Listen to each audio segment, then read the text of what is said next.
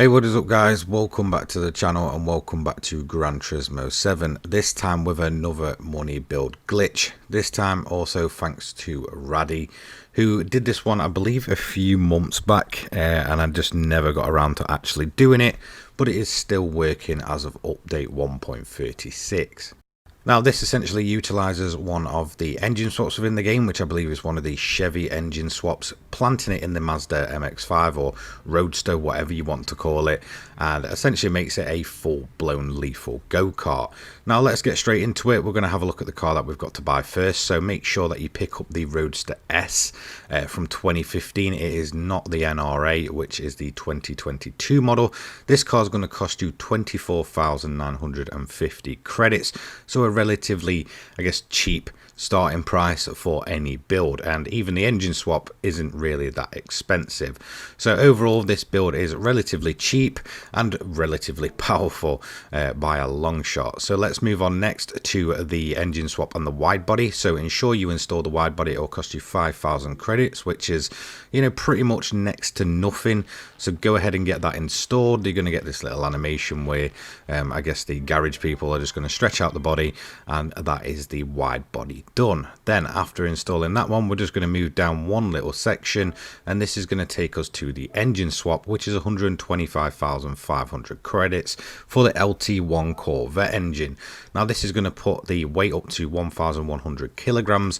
However, it's going to give you a standard power with no upgrades of 453 brake horsepower, but we're going to turn that up by quite a bit, meaning the power to weight ratio of this car is just absolutely ridiculous.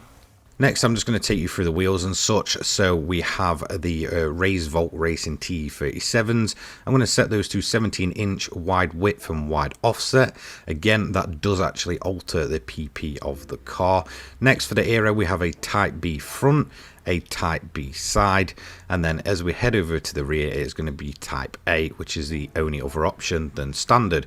Custom wing set to what I'm going to put as a high, and then just a Type 7 M plate. Now this doesn't matter too much as long as you've got the custom wing set on.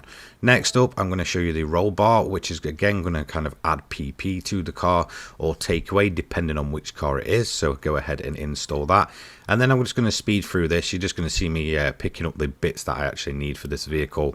So we've got the likes of a fully customizable suspension, fully customizable LSD or diff.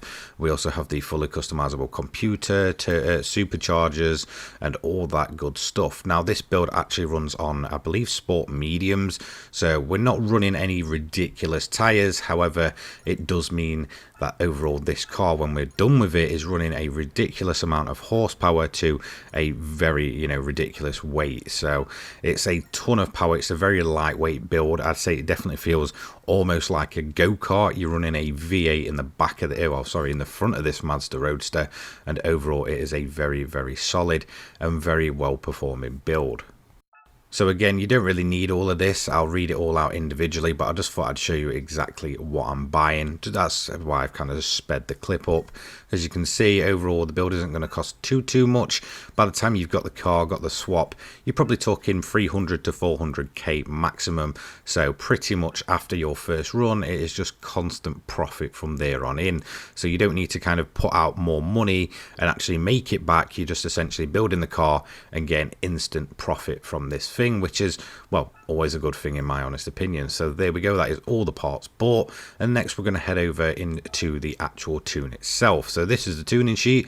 Sports mediums on this car, you won't have to change them, so that is the only compound you realistically need. Fully customized suspension 120/130, anti-roll bar 10 front and 8 rear, compression 25 front 35 rear, expansion is 35 front and 45 rear, natural frequency 240 front 250 at the rear, negative camber angle is 1.5 at the front and 3.5 at the rear. And the last of the suspension components is going to be the toe angle, which is 0 at the front and 0.35 inwards. at the rear. Moving on next, we're going to go over to the fully customizable diff. Initial torque is 5, acceleration sensitivity once again is 5, and braking sensitivity is 60. Up to the fully customizable racing transmission, as you can see, we've got this set to 430, and you won't really need any individual changes to the gears. However, it just ensures that yours matches up with mine. No kind of performance I guess restrictions on this one, so keep it fully maxed out, full power, and you're good to go. 65 front downforce, 300 at the rear. Then we've got all of the racing parts. So we've got the intercooler, supercharger, high-end torque, air cleaner is racing, silencer is racing, manifold racing, racing brake system slotted, racing pads, handbrake I'm not going to bother with that one, again that is completely up to you. Brake controller, so you can adjust the bias. Moving up towards the top, we've got the racing clutch and flywheel, racing carbon propeller shaft, bore up, stroke up, polished ports, high compression pistons, weight reduction stage 1 and 2 only, so not the third, in increased body rigidity.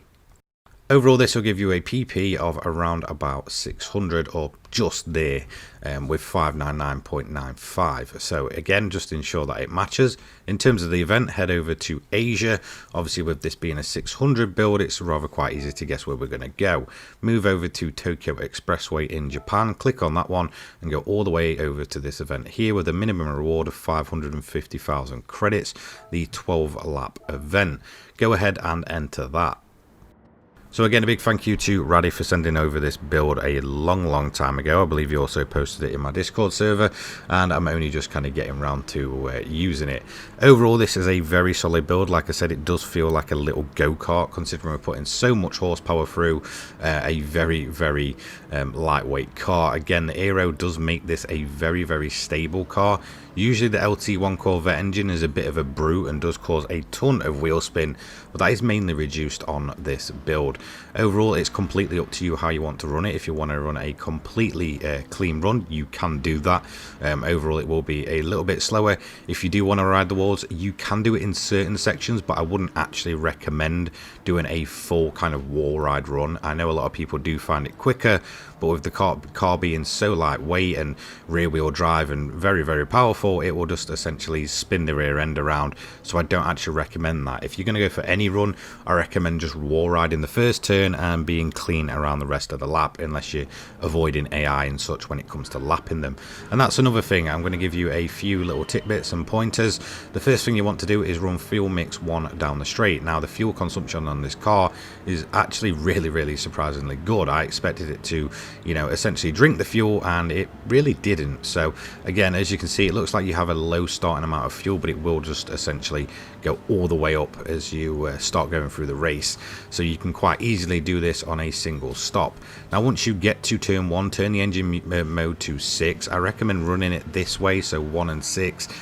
Just up until around about lap 4, where the dry conditions mainly come in, and most of the track is then running on dry conditions instead of in the I guess beginning, where it's mainly just intermediate conditions. Obviously, we're running sports tires, so again, they're not too shabby in the wet, but again, they're not absolutely brilliant either. In terms of running the AI, I certainly recommend just putting them on hard difficulty. It might sound a little bit strange saying that, considering this is a really easy way to make money, but the main reason is for that is you are going to be much quicker than the AI, and it means that you are essentially lapping them less and less. If you do have it on easy, you're going to be lapping them all the time. You're going to be absolutely ruining your overall time, mainly because you're going to be stuck in traffic, and trust me, it does add up over a run. Usually if I get a lap full of traffic, it can add anywhere from 5 to 10-15 seconds onto a lap, depending how much I hit in that specific lap. And if you're hitting that multiple times, then obviously it's just going to completely ruin your overall lap times, and really just kind of make a mess of the whole situation, and defeats the point of actually building these stupidly wacky and broken cars. Another few pointers: don't hit the AI on the opening straight. Now, when it comes to actually lapping them, it's a little bit different. In previous runs, I've actually hit the AI and it's not affected the clean race bonus when it comes to lapping them. Another thing to note is that this final hairpin is don't run into the cones or over the white lines. That will just invalidate your clean race bonus, so just keep it clean there. Those are the only conditions. And then once again, when you're on the straights, run fuel mix 1 every time, and then fuel mix 6 until the dry conditions sections come in. Now I'm going to take you over next to lap 4, because this is when it's going to change up in terms of the overall strategy for this car. Due to the fuel consumption actually being okay in this thing, it means that you can, you know, run fuel mix 1 on the main straight and then run fuel mix 4 on the kind of, you know, more twisty sections, meaning that yes, you're using a bit more fuel, but the car will quite easily hold on until you do your first pit stop, in which case the entire strategy is once again going to change. Again, I only recommend wall riding the first turn. This is just to essentially give you a nice little slingshot around. If you don't want to do it, you don't have to, so it's completely up to you if you want to do a fully clean run, but the fastest way to take that turn is essentially just ride around it. First pit stop and only pit stop at the end of lap 6, which is the midpoint of this event. You're going to go ahead and add a new set of tyres. That is one thing to note, the tyre life on this car isn't too great, meaning that usually when you kind of get to that 6th lap, you're going to start feeling a bit of a difference in the tyres, and at that case, you know, you really do want to pit in. In terms of fuel consumption though, we don't need to worry about that too much, but I am going to essentially fill the car to full, mainly just because this kind of ensures we've got enough fuel to run a bit of a higher mode towards the end, and essentially allows us to be quicker overall on our 1 lap pace. So again, fuel mix 1 on the straight, and then we're going to change it once more to fuel mix 3 around the rest of the twisty sections, and that is the final bit of the strategy change. So again, we've come out of fuel mix 1, or come onto fuel mix 1 should I say, on the main straight, and then we're just going to bump it up to fuel mix 3 for the rest of the twitchy sections. We've got plenty enough fuel in there. This thing's not going to let you down on fuel, it's just going to be mainly those tyres, so just ensure to monitor them. If they do get too, like, I guess, edgy towards the end of the race, just feel free to make an extra pit stop. It's not going to add too much time onto your overall laps. And that's really it. That's really where the strategy just kind of changes up and I guess stops changing towards the end. We're going to finish up the event here. As you can see, we've got completely dead rears at this point. They did seem to wear out a lot faster on that second run, but again, we did have the engine turned up and we did essentially run it in a more powerful mode, meaning a little bit more wheel spin. So we're going to finish this event first place nice and easy. Once again, don't forget to keep the AI on hard. You will absolutely smash them no matter what. And a big thanks once again to Raddy for sending this method over what feels like forever ago. So our time here was a 24:59.929.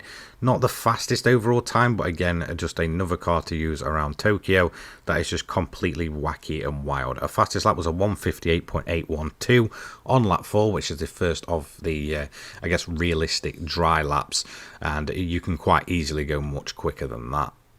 In terms of your payout, you're talking 825k for around about 25 minutes of your time. You can definitely get that time down if you have a fully clean run. Let me know how you get on with this build. Again, it's just going to be another, I guess, completely broken Tokyo build. There's plenty of these about and there's plenty more to come. I'll have one with the Mazda 3 and the 787B swap a little later on in the week. Thank you so much for watching. Don't forget to leave a like, comment, subscribe, turn your notifications on so you don't miss an upload from me. I upload GT7 and motorsport related content each and every day, and I will see you in the next one. Take care, guys. Peace.